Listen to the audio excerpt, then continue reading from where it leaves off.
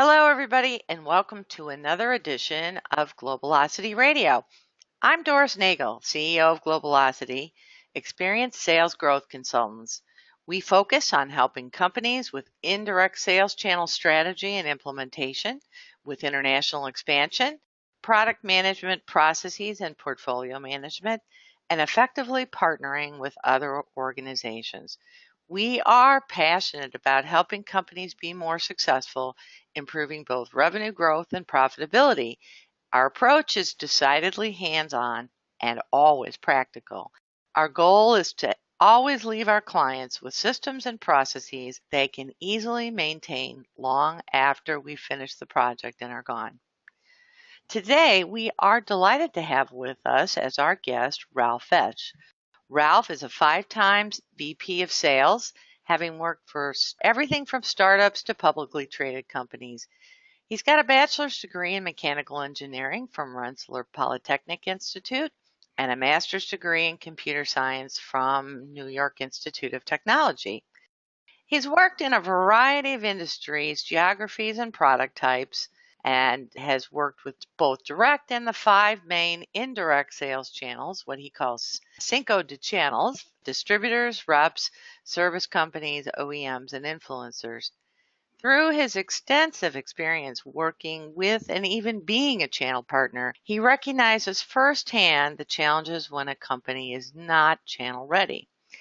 In 2015, Ralph started 10th Opus with the goal of helping companies realize the full potential for growth for startups and new growth high technology companies. He's in the process of writing a book entitled Faster Revenue Through Channels, and it is due out in 2018, so be looking for that. Ralph, thanks so much for being with us today. Thanks, Doris. So he is going to talk about a topic today that, in my opinion, and I think Ralph would agree, is addressed often enough, which is sales channel readiness. Ralph, before we talk about what channel readiness means, I think it might be helpful to define what you mean by channel, because people use this term in lots of ways, and I think it might be helpful to elaborate on that. What do you mean by channel? Well, when you talk to people and you talk about channels, most think of indirect channels, things like distributors, really a separate sales organization from the company. This could be distributors where they're taking title in the product, or it could be people that sell on behalf of the company, like manufacturers' reps, where the title transfer occurs with the supplier. And of course, there are other channel types like OEM influencers and systems integrators, which I'm not going to get into right now because that would be another hour. But on the other side there's actually channels within a company. And this is the part that I've seen a lot of times companies miss, this channel aspect to going to market. And the challenge there is that it looks like it's a direct sales organization, which is oftentimes very obvious or easy to see in a smaller company. But as companies get larger and they start adding more product groups or portfolios, and within those product groups they have multiple products, their company or their direct sales organization starts to resemble more of a channel structure than a direct sales organization. And just using it as an example, you have a company with multiple salespeople and they have multiple product groups. Well, let's just look at that same example, but you have salespeople within a distributor representing multiple product lines from multiple companies. And within those companies, they have multiple products themselves. So it's very obvious that you're going to need to approach this in a certain way. But then you take this within a very large or medium-sized company, and they have 3, 4, 5 different product groups with multiple products. Well, it's essentially the same as the distributor model. Right. And the importance of that is that the companies need to, if there was a distributor model, they're behaving in a certain way because they know that the product or how you go to market needs to be much more mature with product marketing and things like that. But within a direct organization, it tends to be less so, and the results are conversant of that. Yeah. Interestingly, what I saw too in working with a couple of the large companies I worked with, especially internationally, you would see, for example, that each sales team would have their own direct salespeople in the US or maybe North America, but then when it came to Europe, the salespeople were more what I would call big bag salespeople. So they were expected to carry several different SBU products. And wow, that was challenging in talking to some of them because then, Mhm. then they had to try to run interference with each different business unit, each of which did things somewhat differently. Absolutely. Yep. Yep. It's a good So, point. I kind of, and you bring up something interesting there regarding international. A lot of times people sort of gloss over, hey, we'll go to Europe, we'll go to Asia, just we'll hire some people and you're ready to go. I've actually found that one way to look at business in some of these international markets is to equate it to almost like ski slopes. So if you look at going to market in the United States, you can kind of think of it as a green. Depending on the product, it might even be a blue, being more difficult. all right. But then as you go to Europe, you start getting to more black diamonds and things because there are cultural differences that are so different than the United States. And Yeah. Latin America can be the same. And then you can start going to places like China or particularly Japan, and you're really approaching double black diamond. And A not lot of for the moguls there. a lot of moguls and trees, exactly. And so this is where, people, oh, let's just expand. Let's go. So many people in China. We only have to sell to 1%. Well, guess what? You never even get to that 1% without proper preparation. Or it'll be so painful that you wish you'd never gone down that route as you That's bang right. yourself up on those big moguls. So now that we're clear on what a channel is, let's talk about channel readiness. What does that mean to you, Ralph? Well, it means a lot of different things, and some of it's also a factor of the kind of product that you have and the geography of where you're trying to get into and also the kind of company that you are. But essentially, it breaks down into a number of key areas. The first is being marketing ready. That means that you have basic things like cut sheets in the local language or for that market or for that vertical. It means that you have presentations or brochures or things on your website that people can go and get more and more information. In fact, the website is extremely critical because a lot of times people just go to the website before even engaging a customer and or engaging a supplier just to figure out whether or not it's worth their time or not. The second part to that is really being product ready. I've seen numerous examples where people go out, hey, let's launch this product, and they don't even have basic certifications in place, like basically ROHAS over in Europe or other certifications. And they sort of just gloss over it. Hey, let's just, hey, whatever, let's just get a couple of orders in place. And unfortunately, if you don't have some of these certifications in place ahead of time, you could either be heavily fined or even excluded from that market for a period of time. And then it's really hard to get back in. The other part there is being support ready. Things like if your product is tied to spare parts, how do you process that? How do you process returns? Usually there's particularly with companies that are in a hyper growth, yeah, we'll deal with it later on. Well, guess what? Later on comes really fast. And then the other part there is sales readiness. And this is really where I think a lot of times companies tend to just kind of wing it because they're sort of counting on maybe the skills or the expertise of the salespeople. And as you move into maybe hiring new salespeople or opening up a new geography or maybe a new vertical market, not having that sales fluency, shall we say, in an engagement can make things go a lot slower. And it can also make things happen with a higher cost of sales. So understanding basic objections that people are going to get, how to handle the competition, basic positioning, elevator pitches, basic things, and how to quote the product, basic sales things. Yeah. And then the other part there too is just company things like credit checks. How are you going to handle an order in Latin America? Is it going to be cash up front? What does that mean? Payment terms. I heard from one of the distributors in Italy that the average payment period from a customer to a distributor is 260 days. That doesn't surprise me at all. And in Doesn't the United surprise me. States, everybody operates at net 30. So there's a major disconnect. So Right. even when a distributor is paying at net 90 and you think that they're really in violation of the contract, they still haven't collected their money from Right. their customers. They're And I still remember, acting as a bank, basically. oh yeah, I remember one of our distributors I had from a previous company. He was working with one of the large Italian car manufacturers, and they would pay in 2 years regularly. So again, a major mismatch. Yeah. So and that needs to be factored in, Yep. within the company. Hmm. And then the other part too is just even contracts. How is that handled? Rule of law has to be New Jersey or Massachusetts. Well, what's that going to mean with somebody in Japan, right? Right. And then the other part there is just also, and a very, very key thing, and I see this happening over and over, is just understanding clear rules of engagement. Right. What happens in a territory? What can a channel partner or even the direct sales organization expect from the headquarters or for the parent company in terms of engaging customers and how you go to market in that area? Yeah. Right. Well, even engaging, how to engage the company. I've had distributors tell me horror stories of how difficult it is. They don't understand how a particular kind of issue needs to get resolved. And some of them just resort to then calling all over the place, which of course drives the supplier organization completely bananas. But it's because the company didn't lay out exactly what you're supposed to do to resolve this kind of issue. That That's is an absolutely right. exact Yep. example of that. So there's a lot to do, obviously, to be channel ready.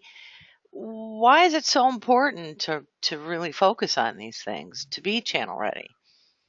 Well, we keep talking about being channel ready and the importance, but at the end of the day, being channel ready is really there to give you the ability to transfer the knowledge to another sales organization or another independent company so that you can achieve revenue faster. And the idea is to have that revenue happen sooner than later. And I'm a big believer that revenue cures a lot of problems in the companies. It helps you drive growth, it helps you hire Yep. more people, right? Yep. Revenue cures a lot of problems. And the faster you get to that revenue, the better. And I think that's the importance of why companies really need to look at channel readiness. I've heard the expression ready, fire, aim. I see a lot of times people are just so eager, a lot of companies are so eager to go out and take over a territory or move into a new vertical market without some of that upfront preparation. And Yeah. this is why I use the example with, Japan being a double black diamond. They are very, very cautious. And I think the expression is it could take them maybe sometimes 3 hours to watch 60 Minutes because they just really want to really look at it, right? And really analyze it and just make sure that, you're the real deal. And unfortunately, if you go too quickly in some of these areas, it can actually hurt you and it can Absolutely. take you longer. But even in the United States, because let's face it, customers have also been very jaded with promises of new products and then the companies go out of business or it doesn't live up to expectations. So it's really important to really take your best step forward. And the other part there too is that when you look at some of these areas, while it's very challenging and expensive to go into a new market or to launch a new product or whatever, it is infinitely more expensive to relaunch. If you have to go back out because you stubbed your toe or had some product issues or didn't hire the right people or Yeah. whatever, now Right. you go back out and try to do it again, it's much, much harder, much more expensive. So Right. that's the importance of being channel ready. I was struck by a quote from the chapter of your upcoming book that you were kind enough to share with me. It was very interesting, by the way, and I can't wait to read the entire book. But you wrote another factor in being channel ready is understanding what you want and expect from your channel. This understanding needs to then be combined with what the channel needs in order to achieve that want and expectation. In my own experience, I think mismatches in expectations are a huge reason why strategic partnerships, including those with indirect sales channel partners, but even frankly, even within your own company, with partnerships internally among departments, are often frustrating and ineffective. Can you elaborate on that comment that you made? Yeah, thanks for picking that out, Doris. It sounds like I got to go back and read my own chapter again. But what's interesting is that if it really boils down to trying to figure out how do you motivate and what is important to that channel partner, and really understanding really at a fundamental level why they want to work with you, what you're trying to accomplish. In the same way, if you have a direct sales organization, sales management 101 is to really understand what are the goals that your sales people have. They want to get a new car, they want to get a new house, and you try to tap into that. But with distributors, it's the same.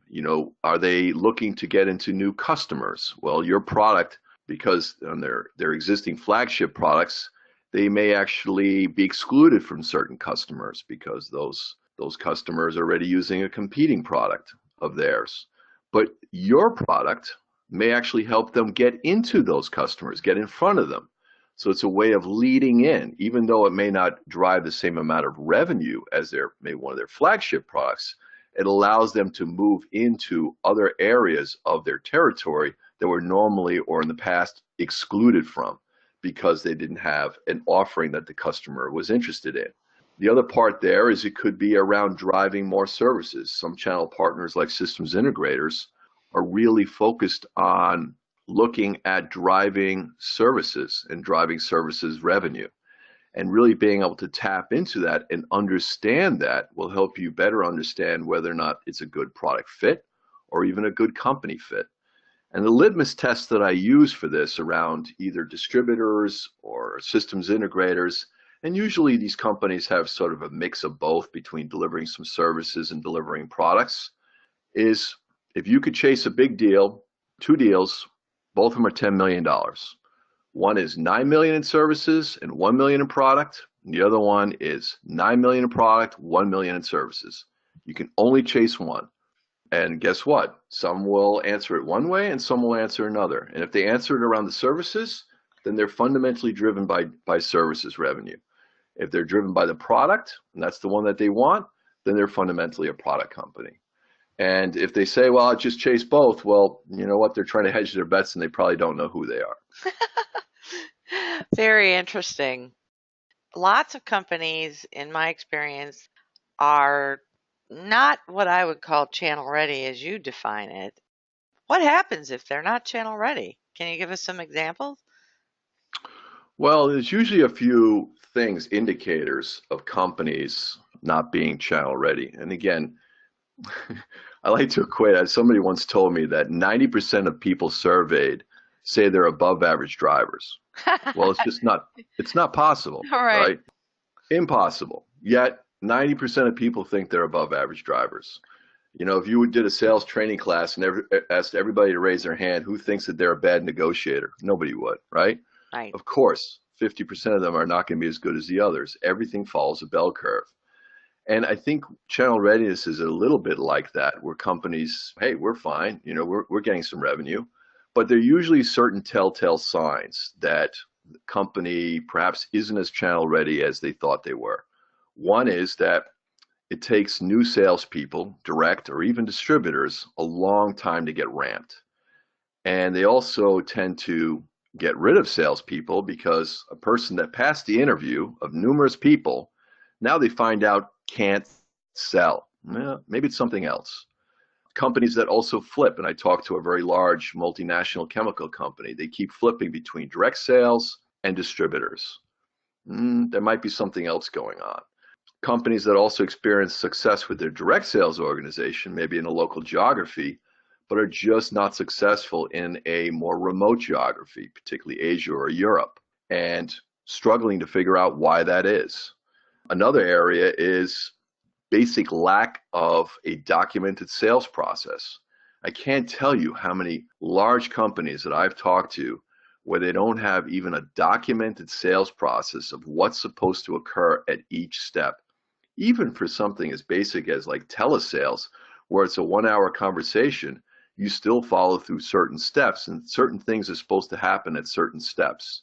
And the better you understand that, the better you're going to be able to react to that and also the market. I sort of equate it to watching a football game. I'm a big Patriots fan. If you look at the outcome of the last Super Bowl, it wasn't an accident that they won. They followed a process. But more importantly, people ran routes. If you look at the pass to Edelman, he had three defenders on him, and the ball was thrown by Brady to a certain spot, and Edelman ran to a certain spot. And even with three defenders on him, he was successful. Now, some companies run around and they just send their people on the field trying to get open. Others follow a documented process. And that's the difference. And that's sort of another element of channel readiness. And then the last thing is you'll find out that the channel tends to abandon you. So, this is another key area. And if I look at an example of this, and I heard this once, it was a consumer products company. They were out there really excited about a new product, and this particular one of their competitors had seen that they were doing a sort of a trial launch in a very small geography. I think it was in the Denver area. And this one particular district person recognized this, and he purchased all their products in this market. And of course, the parent company's like, wow, this thing is going to be a success. Look, the products flying off the shelves. Oh, So no. they went out and they did the whole launch. And then guess what? It was an absolute failure because they didn't test it enough. They were just, they had their happy ears on and they thought everything was going to be okay. It's hilarious.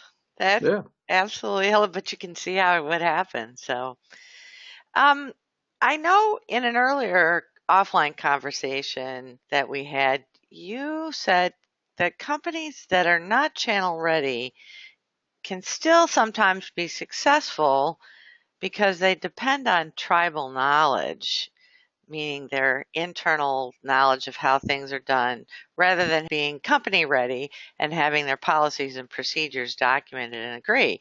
But then that they struggle when they're ready to introduce and manage a new channel or a different channel. Can you talk about that a little bit? You know, I'm sure people who are listening here, they've either been a salesperson or they're working with salespeople. And then you've got certain people in the company that are the rock stars. And what happens there? Well, those people, oftentimes they're pretty close to headquarters, or they have somebody on the inside, like an inside salesperson, that they work with very, very, very closely. And those salespeople or those inside people know, hey, let's go talk to Freddie. He knows how to quote the product. Or let's go talk to Michelle.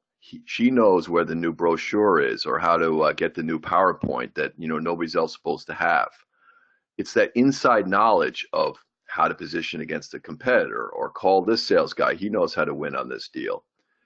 And it's that internal tribal knowledge that if you select people, the more astute people, also the more experienced, the people that have been there the longest, tend to know because they learn this over time.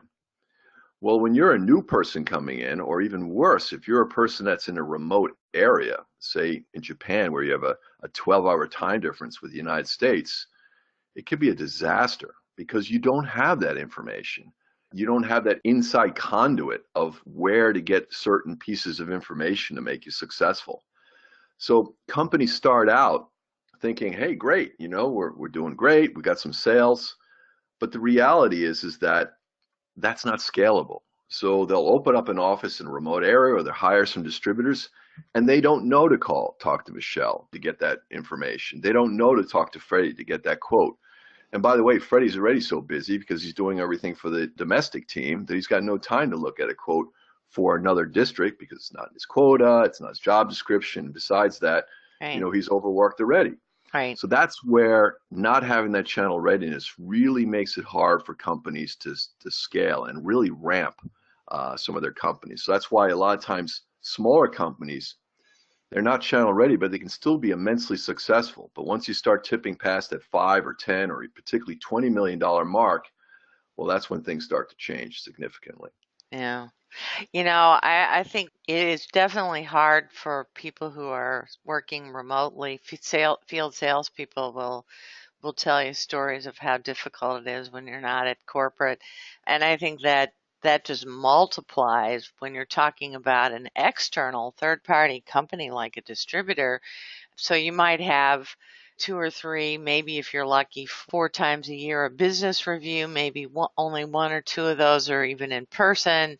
The rest of it is just, interactions ad hoc. And over time, you sort of put together, oops, that didn't work, or Ah, that's how that gets done. But Oh boy, that yeah, can take a long, long time. And it's pretty easy to see how some of the distributors who aren't so patient might, or that all that interested maybe in the first place, or are frustrated with other aspects of doing business with you, simply say, yeah, just go away.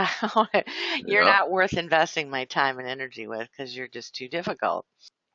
Yeah, and I think just elaborate on that a little bit. I mean, I always like to draw on examples in real life. You look at two people, and one is they got all their windows replaced. They had to shore up the foundation on the house and the whole thing, and they spent 50,000. And the neighbor, they spent 50,000 and got a nice kitchen, right? Wow, that looks great. And everybody's all excited about the kitchen because it looks fantastic. Nobody's excited about new windows or a roof. But at the end of the day, those things are so important. And while some of this underlying processes and things like that look like it's a lot of work, it really does prepare you for the long haul, as opposed to spending all the money on a kitchen and now you got beautiful brochures and big trade show booths and the whole thing and a splash, and it doesn't last very long because the underlying foundation isn't there. Yeah. So if you want to flip the house, meaning you want to make quick transactional sales, focus on the kitchen. If you want a business that's scalable and grows steadily over time and becomes strategic, then focus more on the foundation. Oh yeah. In fact, there'll probably be people out there saying, "Well, I'm ready to sell my company. I want to flip it, so let's do the kitchen." But any company that's worth their weight in salt in a due diligence process, that'll come out very quickly. So it's tough to be channel ready in all respects, I think, because it covers a lot of aspects of how a company operates. Does a company really have to be ready in all these respects to get started? No, they don't. I think when you look at companies, and a lot of them are already getting started, they're not channel ready. In fact, they're still in that figure it out phase. But in fact, I'll actually say that even people listening to this podcast are probably saying, listen, I got revenue, so I must be channel ready, or I'm probably good because I got international distributors. But with all things, including channel readiness, there's three steps. There's the today problem, there's the tomorrow problem, and then there's the down the road problem. And the today problems are the things that are going to kill you immediately. Then you have the tomorrow problems, which are going to kill you, but unless you deal with the today problems, you're not going to have to worry about the tomorrow. And then there's the future down the road problems that you also have to address because you're going to get to that point very, very quickly. So today problems are things like, handling product returns or product support. And then you look at today problems, they're things like, hey, do I have a contract for a particular reseller? Do I have cut sheets that I can even explain when I try to recruit somebody about what we're doing? So you have today problems, tomorrow problems, which are things that occur once a person is really operational with you and moving along. And then you have the down the road problems, things like I would need to handle spares in country or handle returns very quickly or handling things with competition or doing trade shows effectively or helping channel partners with lead generation. So a company cannot be channel ready, and they're probably, even if they're going into an area, they're dealing with the today problems for sure. Yeah. But it's looking at each one of these different steps and really methodically chipping away at it against those main areas I told you about. What does it take to be channel ready? And assessing at each one of the steps. Well, that's when you can really become much more successful. Yeah. I think I mentioned my partner, Mike Hunter, is especially passionate about ensuring that companies invest in adequate onboarding for their channel partners. Do you agree with him? Yeah, I really do. And I see this the same with direct sales organizations. I think a lot of times people don't invest enough in their own employees to get them operational. They usually send them out the road for a week, to do a ride along with one of their other partner, one of the other salespeople, and then hey, start closing business. So these companies are not investing enough in the channel and the sustained working with a channel partner or even a salesperson in a remote area to really move them along so that they can really truly be independent. And I think some of it has to do with budgets. Some of it has to do with just everybody's really busy or they get reallocated. And again, some of it's also the fact that some of the underlying things are just not in place, for handling, for instance, a particular entrenched competitor that's only in one geography, but not in maybe the domestic geography. And how do you handle that? But there's another factor at work, and that's really understanding the situation in which you're dealing with the partner. And you touched on this earlier in the podcast. It's really understanding your partner and what it takes to be successful and what they're going to need to get from you. So, example, you could be working with a systems integrator, and like we had worked in the past with one of the large consulting companies like an Accenture or one of these other ones, and they have a requirement to keep their people billable on a weekly basis. In fact, they need to keep them almost at a 70% billability rate, which means there's very little time outside of vacations and holidays that these people have sort of free time to do things like a training class.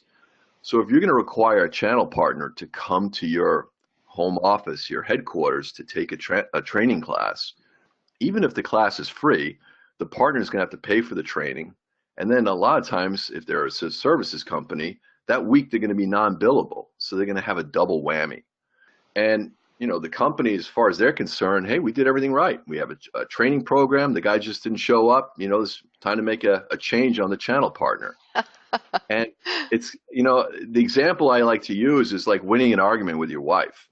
I mean, you can win, but you're going to be sleeping on the couch. And what do you got from there? So it doesn't matter that you're right. I mean, sure, I got this training class if it doesn't achieve the proper outcome. So that's when you have to be looking at alternatives. How do I reach a channel partner where I really know that I'm not going to be able to take them away from their billable activity? What else can I do to make that person successful? Because at the end of the day, that's going to make you successful.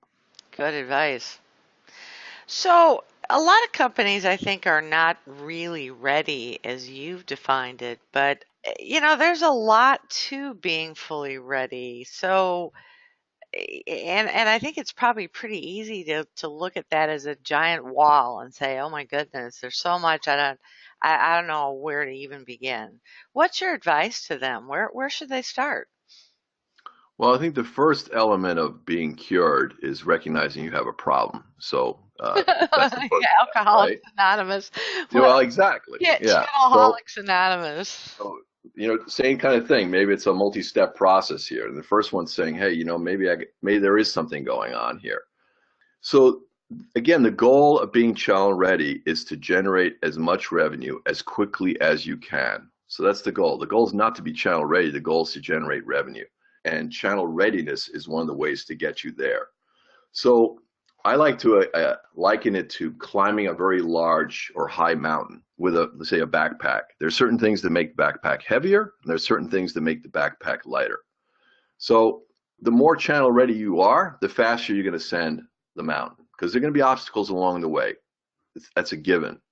But the less channel ready you are, the heavier the pack, and the longer it's going to take you. And it may even take you may even have to take some breaks in between with maybe changing partners or whatever to get you to that point. So that's the key thing there, that you want to be really looking at things you can do to make things easier for your partner. Like, for instance, maybe looking at logs or questions that come in from the field to your inside team. Are there ways there that you can sort of chip away at that and make that a little bit easier for them? And help them, help that channel partner become a little bit more successful.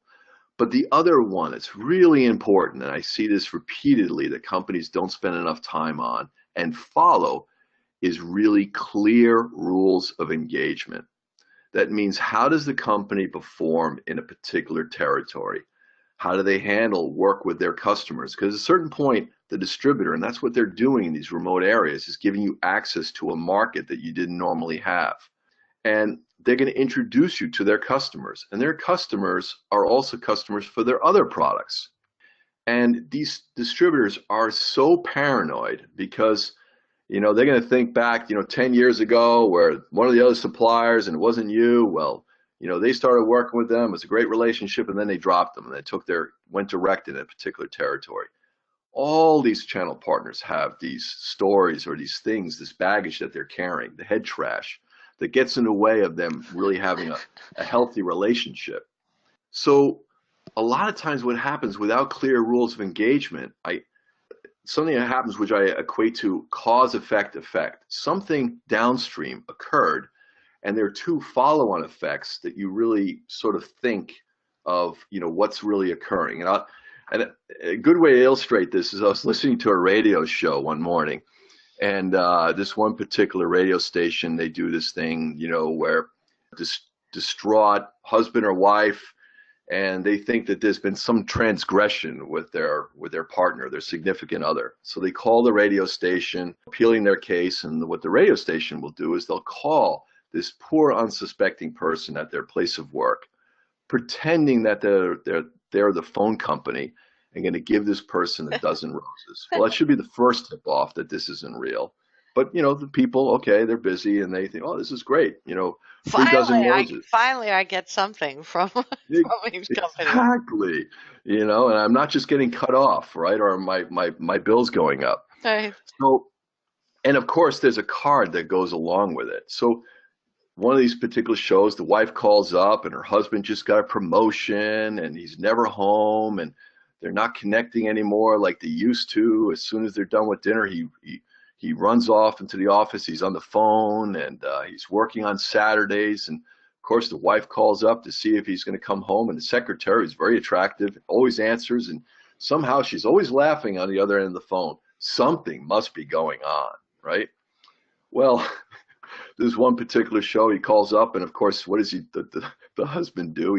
He has a dozen roses go to the secretary as a sign of appreciation for working extra hours for this big acquisition that they were working on. Well, you just can imagine the whole thing just imploded. Well, similar thing with channels. So you have a company that wants to send one of their new president or senior exec to a particular territory, and hey, I know the customer. I'll just make it easy, on the channel partner. He's busy. I'll just try to set up something directly, right? Why not? Or even the president does it. And then, of course, the channel partner finds out and he says, well, wait a minute, they're not involving me. They're calling my customer directly. Something must be going on. So now they take their foot off the gas and they're not pushing your product as much. And then all of a sudden now the revenue is down. Like, hey, wait a minute. Now this trip is more about not just going out there and saying hello to customers. Now we got to find a new distributor partner. Right. So it's cause, effect, effect. And that's why clear rules of engagement really make that process a lot smoother and really eliminate some of those headaches that come down the path. Well, I think you made an observation that what happens is when there aren't clear rules of engagement and there's cross communication, you start to lose trust. And we have a framework that's called partnering intelligence that helps companies partner more effectively. But there's just a ton of research out there. And certainly it's been our experience in working with companies as they partner. The number one predictor of partnership success is trust. So there's nothing like having good intentions, the husband and his wife and the secretary, but not having clarity in terms of the communication and how to deal with conflict and engaging each other effectively. And that breaks down trust. And it is very difficult to get trust once it has been broken. Yep, I completely agree. And this is where I'm going to take a little swipe at some of the bean counters that might also be listening here, because they look at it like, oh, look, my distributor's making so much money. Well, that's logic. But trust is an emotional thing, and emotion will always out-trump logic. And that's why having formal trust, having that trust in place is so important. And let's face it, I mean, if you look at Sales 101, why is rapport building such a big deal when you're meeting with a new client? It's building trust with that person. And you got to continue that trust with a distributor to make sure not only are they going to want to continue to work with you, but you will really want to capture as much of their mind share as you can. And the only way that you'll do that is if they trust you. Good advice. So are there certain instances where you don't need to be channel ready? Not many, because again, it just really has such an impact on your ability to be successful. Probably the big exception to not being channel ready is with the OEM model. OEMs being companies that will take your product and resell it as their own, probably as a white label, Or what they'll do is maybe have a component, maybe it's a motor or something, and they'll embed it in within their own equipment or if it's a software, maybe it's a software driver, and they'll embed it in with their own software. In that case, probably with the exception of the support side, you don't really need to be very channel ready. In fact, they're going to most likely redefine what your product really looks like. You'll have other challenges because it's going to take you a long time to get that product specified, and hopefully you'll even get the ramp that you're expecting from all the effort that you put into getting the product specified and chosen by that particular OEM. But that would probably be about the only exception. All the others, the more channel ready you are, the faster you're going to get revenue, and the cheaper it's going to be to capture that revenue.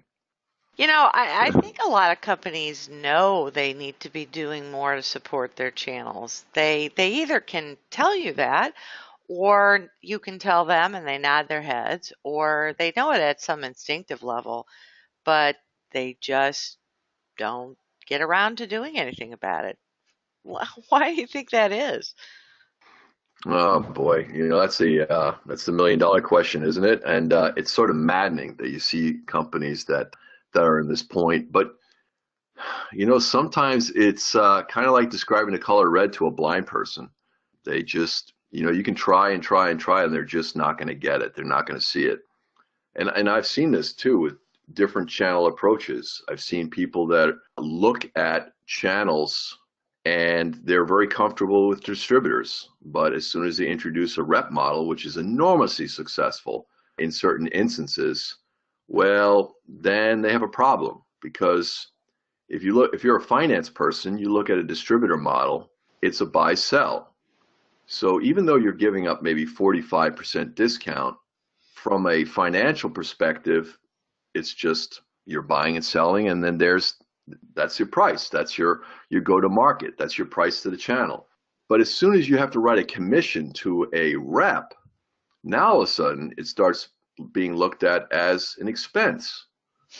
But you could actually have a rep and a distributor model and still get within that 45% margin if it's a pure distributor.